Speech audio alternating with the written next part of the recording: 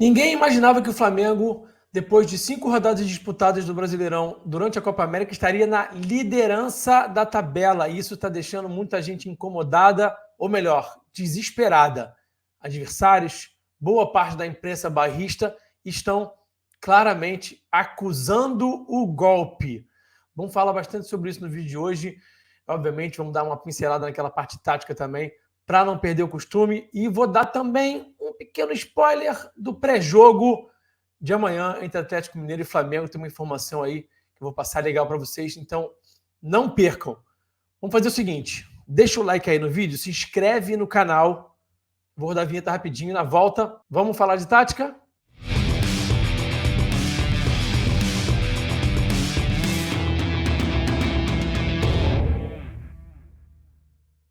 E aí, pessoal, deixaram o like no vídeo? Muito importante o seu like. Agora tem uma nova função aí no YouTube que é hypar o vídeo. Fica logo abaixo aí do like. Se puder hypar também o vídeo, a gente agradece. Se inscreve no canal, estamos aí rumo aos 13 mil. Vamos ver se a gente consegue chegar nesses 15 mil aí até o final do ano, para depois já ir para os 20. Então, se inscreve no canal, que é muito importante, tá? Pessoal, vou trazer aqui para vocês o retrospecto dos 6 primeiros colocados do Campeonato Brasileiro nesse período de Copa América, para a gente poder falar sobre essa situação aí, desse recorte desses 6 jogos, com um pouco mais de embasamento, entender um pouquinho melhor por que tem muita gente aí desesperada com essa liderança do Flamengo. Então, vamos para as estatísticas, vamos para os dados. Começando pelo São Paulo, que teve 2 vitórias, 2 empates e 2 derrotas, lembrando que é o recorte de 6 jogos durante a Copa América, tá? Então, o São Paulo teve 44,4% de aproveitamento. A gente vai dar sequência e vamos chegar no Atlético Paranaense, que teve 2 vitórias, 3 empates e 1 derrota, com 50% de aproveitamento. Inclusive, esses empates aí, sofridos no final das partidas, acabou até gerando o pedido de demissão do Cuca, que deixou o Furacão. O Bahia, também postulante ao título, time que vem aí na ponta da tabela, que fez uma boa partida contra o Flamengo, mas que teve um aproveitamento de 3 vitórias, 1 empate e 2 derrotas. Perdeu agora para o São Paulo também na última rodada. Tem 55,5% de aproveitamento o time do Rogério Ceni. A gente chega agora no Botafogo, que teve 3 vitórias, 2 empates e 1 derrota para o Criciúma, fora de casa, com 61% de aproveitamento. O Palmeiras foi o time que teve o melhor aproveitamento, a melhor campanha nesse período. O Palmeiras que está longe de estar tão desfacelado assim quanto o Flamengo. O Palmeiras que tem os desfalques do Richard Rios e do Gustavo Gomes. Deixa eu falar um pouquinho mais sobre isso, sobre essa questão dos desfalques já, para poder abordar um pouquinho essa parte da imprensa também, que está até engraçado de ver.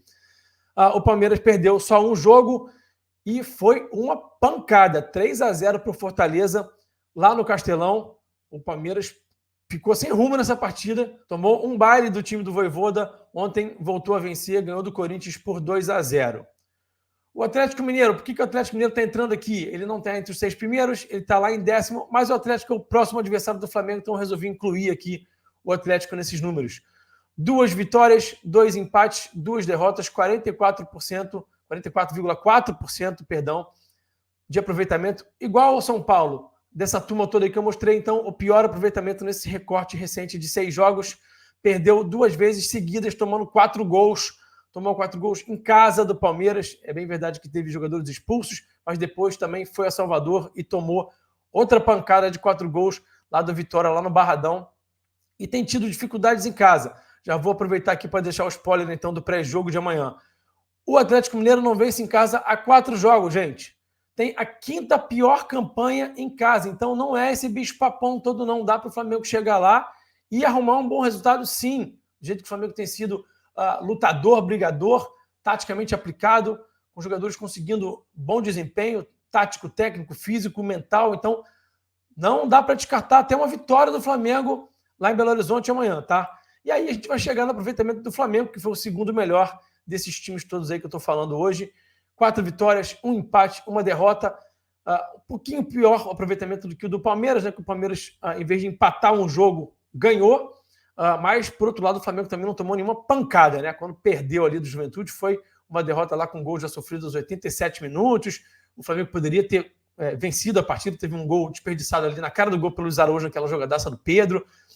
Foi, enfim, um duelo difícil, que o adversário teve méritos, mas passou longe de ser a pancada que o Palmeiras tomou lá do Fortaleza, no Castelão. Então, o Flamengo com bom aproveitamento e o Flamengo, obviamente, muito mais desmantelado e desfacelado do que o Palmeiras. O Flamengo com 5 desfalques só pela Copa América, para não falar também das contusões, que o Flamengo também deu esse azar de ter muita contusão no mesmo período que já estava desfalcado pela Copa América. Estou falando de Cebolinha, estou falando de Alan e Ayrton Lucas, que não estiveram nos 2 primeiros jogos desse recorte. Então, o Flamengo está, assim, fazendo algo importantíssimo. Eu já ressaltei isso no vídeo de ontem, é importante falar de novo, porque a torcida precisa entender o tamanho do feito que a equipe tem realizado aí nesses últimos jogos, com esse aproveitamento muito bom, mesmo completamente desmantelada.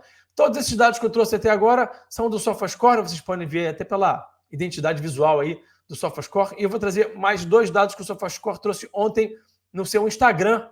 Vou dividir aqui com vocês, para quem ainda não tenha tido a oportunidade de ver essas informações aqui. Olha só que legal isso aqui.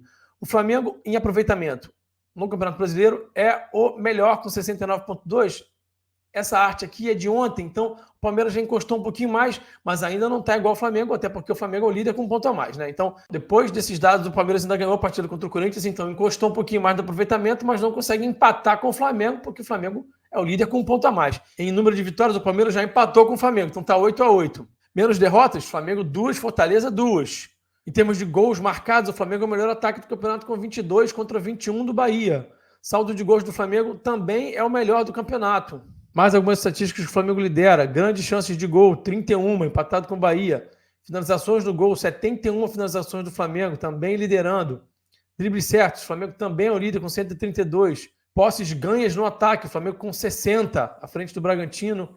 E a nota SofaScore do Flamengo é a melhor do Campeonato Brasileiro. E aí tem muita gente acusando golpe, dirigentes de clubes rivais, como o dirigente do Atlético Goianiense, que chegou a dizer que o Flamengo era o melhor beneficiado, era o mais beneficiado, com os desfalques, porque tinha um elenco melhor. Olha só que ponto chega a loucura das pessoas. Também teve um episódio de questionarem absurdamente na imprensa, muita gente falando sobre aquele pênalti do Calegari no Bruno Henrique. Gente, primeiro, não teve nada na disputa entre o Bruno Henrique e o Calegari, foi uma disputa por espaço, braço com braço. O Calegari é menor, é mais fraco, o Bruno Henrique é mais forte, ganhou a disputa em imposição física. Depois o Calegari cai e, sem querer, trança a perna dele na perna do Bruno Henrique. Mas é inegável que há esse trança-pé ali, que a perna do BH fica presa pela perna do Calegari e, embora tenha sido sem querer também há falta. Pênalti claríssimo, não tem o menor cabimento discutir aquilo ali. Na última rodada, chegou-se ao cúmulo de questionar um pênalti que não foi dado pelo Flamengo, que o juiz erra a marcação ali, a interpretação, o VAR chama, ele revê e anula. Mas teve muita gente reclamando, dizendo que, olha, como é que pode, um absurdo, darem aquele pênalti. Gente, o pênalti foi anulado. O VAR consertou o que o juiz tinha errado. Os juízes erram todas as rodadas, todos os jogos, praticamente. A arbitragem no Brasil tem um nível baixíssimo e começar a criar essa teoria da conspiração de VAR negro, de que estão facilitando para o Flamengo, é chororô, é desespero. Então, tá até engraçado de ver, né? Tá até engraçado de ver. Chegaram também ao cúmulo, e aí eu preciso dar o nome aos bois, com todo o respeito aqui ao GE, que normalmente é um veículo de imprensa que é um tanto quanto parcial. A gente vê alguns comentaristas ali, às vezes, querendo dar umas porradinhas no Flamengo nos canais Globo, mas aí são coisas pontuais de caras que vão emitir individualmente as suas opiniões enquanto, sei lá, anti-flamenguistas, por assim dizer, né? Mas em termos de matéria jornalística, de site, eu até enxergo o GE como um veículo um tanto quanto parcial, na maioria das vezes. Mas hoje eu estava vendo aqui o pós-jogo, a reportagem falando sobre o Palmeiras, e o GE encarando o Endrick como o desfalque do Palmeiras. O Palmeiras ainda muito desfalcado, e incluiu o Endrick no nome do desfalque. Gente, o Endrick foi vendido. O Endrick está no Real Madrid, já apareceu lá no site do Real Madrid ontem, então não é um desfalque. Ele não vai voltar da Copa América e vai continuar jogando. Ele não está desfalcando o Palmeiras porque ele está na Copa América. Ele não é mais atleta do clube, ele representa outro clube agora, ele está no Real Madrid. Ele não pode ser considerado um desfalque se ele não pertence ao clube. Então, chegou-se ao cúmulo até de inflar o número de desfalques de um clube para poder maximizar ali o poder da vitória, o poder de mobilização do Palmeiras, que também está muito desfalcado. O Palmeiras tem 2 desfalques pela Copa América, gente, né? O Richard Rios e o Gustavo Gomes. Embora sejam 2 bons jogadores importantes, mas não dá para comparar a importância desses caras com jogadores como o Arrascaeta e De La Cruz. Pelo amor de Deus. Então, tá batendo um desespero geral, e tá engraçado de ver. Eu tenho que dar risada. Espero que você aí, rubro-negro, que esteja me assistindo, também dê risada, embora seja um tanto quanto revoltante também. Então, assim, eu fico muito à vontade para falar, porque eu sou formado em jornalismo, eu conheço um pouquinho do que tem que ser feito em termos de ética profissional. Tem muita gente aí fugindo um pouquinho da ética, deixando o coraçãozinho anti-rubro-negro falar mais alto e contaminando aí o discurso. E não tá legal, não. Não é por aí que tem que ser feito, não. Para a gente não deixar, obviamente, de falar de tática e dar aquela pincelada no campo e bola, também, mais uma vez, exaltar aqui o trabalho da comissão técnica e dos jogadores. Tite teve muita coragem de colocar o Ortiz como volante quando precisou, e o jogador foi lá e deu a resposta.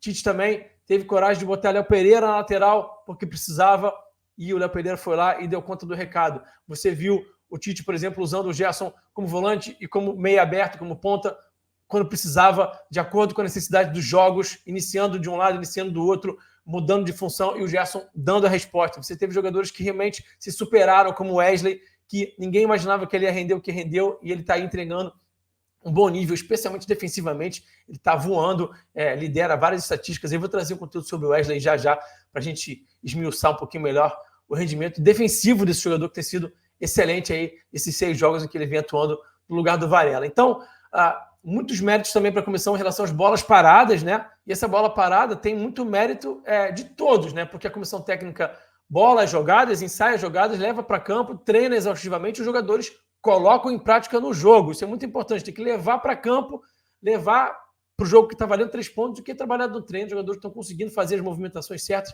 acertando os cabeceios, gesto técnico também, né? Se você não acertar o cabeceio, não adianta nada. Então, mérito para todo mundo. Volto a dizer, o que o Flamengo está fazendo nesse período aí tão difícil é gigante, tá? Não esqueçam disso. Amanhã tem pré-jogo aqui no canal, espero vocês. Vamos falar um pouquinho desse confronto entre Atlético Mineiro e Flamengo. Então, até lá, aquele abraço e eu fui!